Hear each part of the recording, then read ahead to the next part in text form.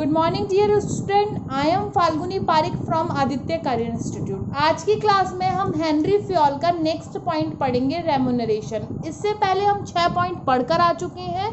Total 14 principles हैं। इसमें हम आज 7वें नंबर का प्रिंसिपल पढ़ रहे हैं, रेम्यूनरेशन। अच्छा, रेम्यूनरेशन क्या है? आपने बहुत बार सुना होगा रेम्यूनरेशन। पापा जॉब करते हैं तो पापा को भी मिलता है, मम्मी जॉब करती है तो मम्मी को भी मिलता है। स्कूल में कोई भी वर्क कर रहा है, किसी भी ऑर्गेनाइजेशन में कोई भी पर्सन या काम कर रहा है तो वो एज एन एम्प्लॉयर रेम्यूनरेशन लेता है, यानी हुआ वेतन। देखो, इससे पहले वाले पॉइंट में हमने टॉपिक पढ़ा था। क्या टॉपिक था हमारा? सब ordination of individual interest for general interest. अपने हितों का यानी व्यक्तिगत हितों का त्याग करना, किस हित के लिए? सामूहिक हित के लिए। ये बात संस्था में सिखाई जाती है। ये बात हमने मानी कि जब भी ज़रूरत पड़ेगी तो एम्प्लॉयज़ को अपना पर्सनल इंटरेस्ट छोड़कर ऑर्गेनाइजेशन के गोल को लेने के लिए ऑर्गेनाइजेशन का इंटरेस्ट देखना पड़ेगा, यानी जनरल इंटरेस्ट देखना पड़ेगा। जैसे अभी देखो, आपको कोरोना का टाइम चल रहा है तो सभी ऑर्गेनाइजेशन अपने एम्प्लॉयज़ की कुछ सैलरी काट कर दे रही है ताकि वो थोड़ा सा पैसा इकोनॉमिक प्रॉब्लम आ रही इस वजह से बचा सके, या कुछ संस्थाएं अपना थोड़ा पैसा कोविड के जो राहत कोष है उसमें दे रही है। यानी वो कहाँ क्या देख रही है? जनरल इंटरेस्ट देखा जा रहा है ना इसमें। तो ऐसे ही सिचुएशन आती है तो सबऑर्डिनेशन जरूरी है, ये बात समझ में आई। लेकिन रेम्यूनरेशन भी जरूरी है हर एम्प्लॉयज़ के लिए। आपको पता है, कोई भी एम्प्लॉय किसी भी ऑर्गेनाइजेशन में यदि वर्क करने आ रहा है तो उसको रेम्यूनरेशन चाहिए। यदि रेम्यूनरेशन नहीं होगा तो वो ऑर्गेनाइजेशन में अपनी फेयर परफॉर्मेंस नहीं दे पाएगा। ये बात आप सबको पता है। तो हेनरी फ्योल ने क्या कहा कि employees are regarded for their performance in their work. अपने काम के अनुसार रिगार्ड किए जाते हैं। This rewards in the form of wages and salary, या तो वेजेस एंड सैलरी के रूप में लेता है।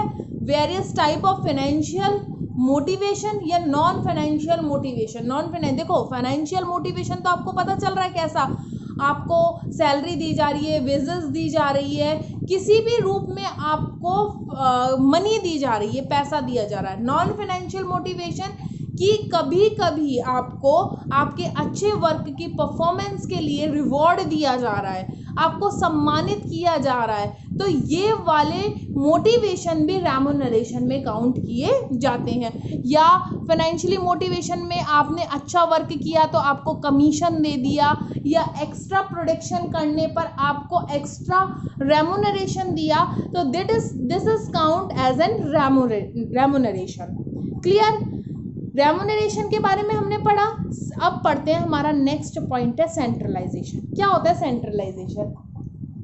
आपको पता है सेंट्रलाइजेशन का मतलब होता है हिंदी में केंद्रीकरण, एक ही जगह पर।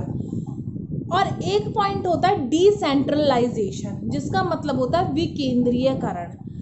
जब हमने सेकंड पॉइंट पढ़ा था power and authority. Power and authority में क्या पढ़ा था?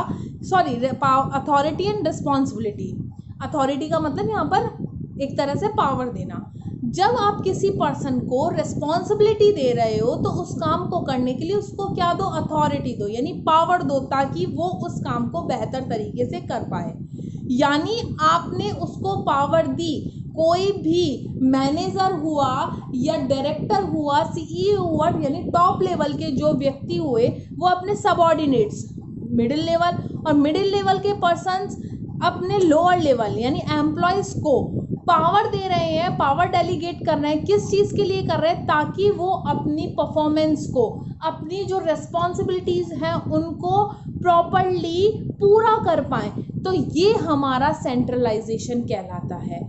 और डिसेंट्रलाइजेशन का क्या मतलब होता है कि जब आप अपनी जो एम्प्लॉयज़ की पावर है वो सारी अपने पास रख लो, यानी एम्प्लॉयज़ के पास कोई भी डिसीजन लेने की पावर ना हो, तो इसे कहा जाता है डिसेंट्रलाइजेशन। अब बात करते हैं हम हेनरी फ्योल की। हेनरी फ्योल क्या कहते हैं कि किसी भी संस्था में प्रॉपरली, ना तो सेंट्रलाइजेशन होना चाहिए ना डिसेंट्रलाइजेशन होना चाहिए। कंप्लीटली सेंट्रलाइजेशन डिसेंट्रलाइजेशन दोनों ही हमारी ऑर्गेनाइजेशन के लिए हार्मफुल हो सकता है।